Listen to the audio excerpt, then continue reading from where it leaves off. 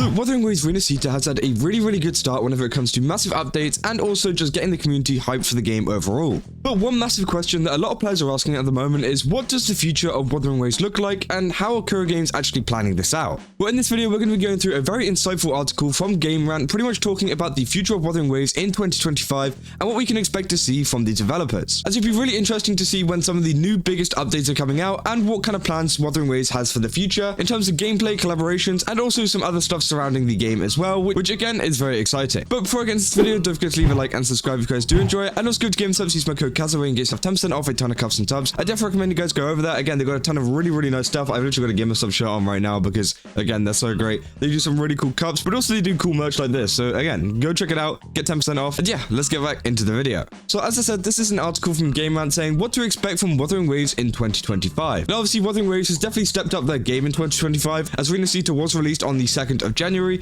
and it definitely seems like already such an improvement this year. And maybe this is tactical from the Kuro Games team because again, it feels like a kind of like new year, kind of like new game kind of thing, which again is really exciting to see. But what other plans do they have for the future? Well, they say Wuthering Waves has continued to find its success in the open world gacha genre since its release in May 2024. On January 2nd, Wuthering Waves released its 2.0 update, which marked its first ever major patch, as one of the most popular free-to-play anime-style ARPGs on the market, and a nominee at the Game Awards 2024. The game is set for a massive year in 2025. It's really good that Game Rant are actually acknowledging the fact that Wuthering Waves are doing really good at the moment, and is one of the most popular free-to-play games at the moment in the kind of anime-style category. They say unfortunately Kuro Games has shared some insights on how the studio wants to proceed with Wuthering Waves, considering that patch 2.0 has been incredibly well received. The future looks bright. With exciting new content and dedicated community, the game shows no signs of slowing down. Now here we go, now we get into the actual main details. They say all the major details concerning Wuthering Waves in 2025. The first one being Kuro Games indicates it will continue to listen to player feedback in future patches. So a lot of this information is coming from the interviews and stuff that were conducted with Solon, which is very useful to have this all compacted into one area to kind of give us an idea of what Wuthering Waves want. They say following the overwhelmingly positive response to version 2.0 and Wuthering Waves' highest revenue day since its initial launch,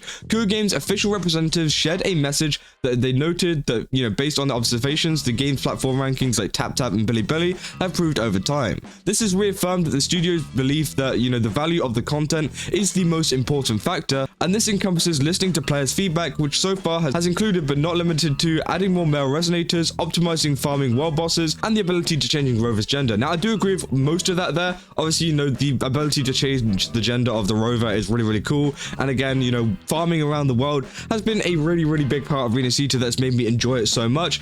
But I don't really agree with the adding more male resonator thing. I think the only male resonator they added was Brandt. I don't think there's any other ones at the moment that are like officially announced. So I wouldn't say that they added more male resonators. I feel like they're still going at the same pace they were. It's just like it was about time that they added another one because, it's not just a female only game, but they still haven't like stepped it up or anything. So I don't think that one's correct, but again, it is still really good. And they say Wuthering Waves announces major patches coming every 6 months. They say in an interview with Webzine, the CEO of Kuro Games, Solon, revealed the team's plans to release major updates every 6 months. Though he didn't confirm which region would come after rinascita, he did remind fans, saying that Huanglong alone has regions beyond Jinzhou, and rinascita itself has additional cities. Wherever we go next, there are expansive storylines ready to unfold. This will include various new regions, which could be between 7 and 11 new regions, considering Huanglong has 11 and rinascita has 7, which again is really cool to see. And obviously, this is a very important thing that Wuthering Waves is, releasing these major patches every 6 months, and they've made it super easy for us because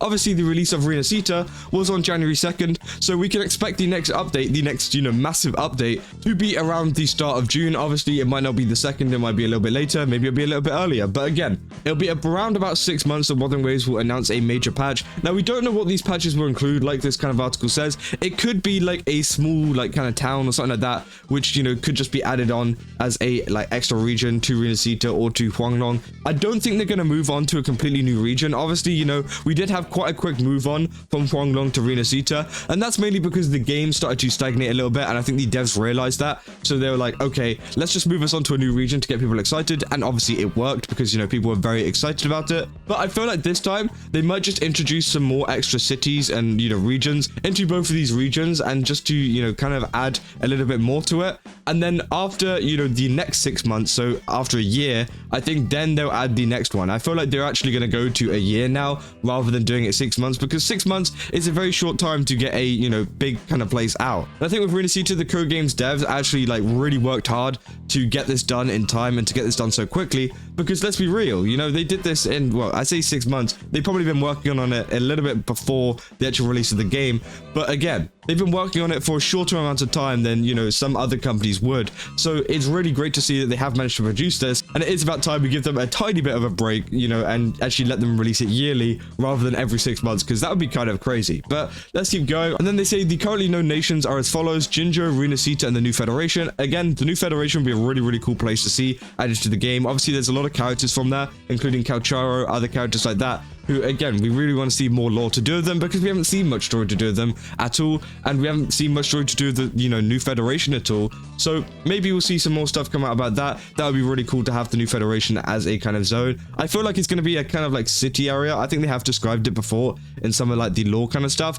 It would be cool to have like a full-on, like, you know, proper city, but again, we'll have to wait and see. They say with Wuthering Waves narrative progressing in version 2.0, fans are excited to see more about the Lament, the Fractures, and Rover's purpose in the post-apocalyptic world of Solaris 3.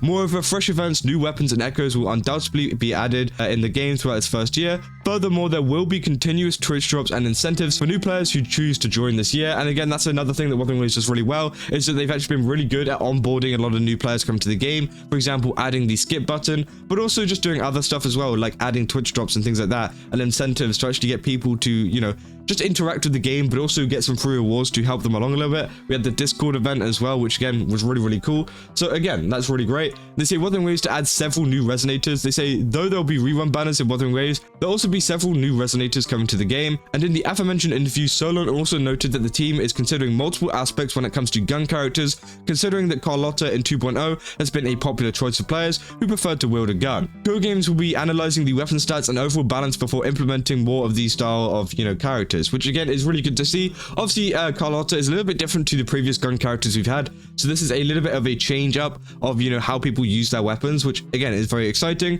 And also we've got the new kind of character that got introduced to us. I forgot her name. I think it was like Fleur de Lis. I think that was like the official name, but I forgot what the other one was. It began with a C. But again, we have that new character as well, which might get announced as a playable character, hopefully. Maybe Frolova will as well. I feel like Frolova might not be announced as a new character just because of, you know, they haven't seemed to make the like villains into characters yet, but maybe she has some alternate form or something that can kind of bypass that. We don't really know, but we have to wait and see. Then we say expect more quality of life changes in Wuthering Waves. They say with Sonan's caskets able to be acquired by grappling and rinascita, players can expect similar mechanics in future updates. As the game continues to grow, there'll be several enhanced exploration features and new OSTs, in addition to performance upgrades, map optimization guidance, and refined visuals. They say for Wuthering Waves PlayStation 5 community, there will be likely be further optimizations for the console and upcoming patches. Unfortunately, as the studio works on delivering a quality experience, the timeline for an Xbox or Switch debut remains unclear, which again, I feel like it's just not going to run on Switch. I feel like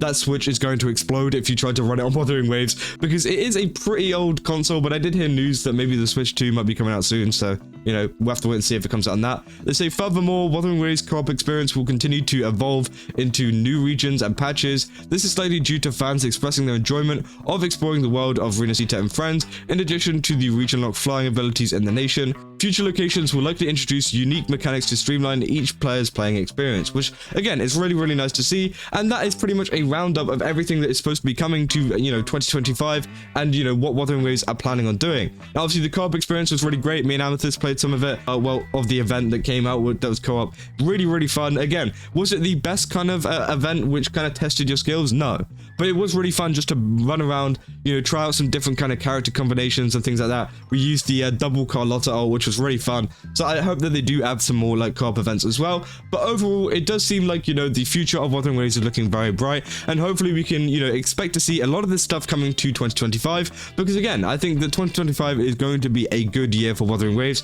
especially with, you know, rinascita marking the start of it. But yeah, let me know down in the comments what you guys are most excited for coming into 2025. I honestly think that, you know, just adding more kind of exploration stuff will really excite me. As someone who doesn't even like explorations that much, it's actually kind of improved the gameplay a lot. So yeah, let me know down in the comments what you guys think. And yeah, if you guys did enjoy this video, don't forget to leave a like and subscribe. And also go to Game Subs, as I said, use my code Kazza, get 10% off, you know, get a shirt, get a cup, get whatever. It's pretty easy. Just go down to the link down below and yeah, you get 10% off. But yeah, I'll see you guys in the next one. That's all. See ya.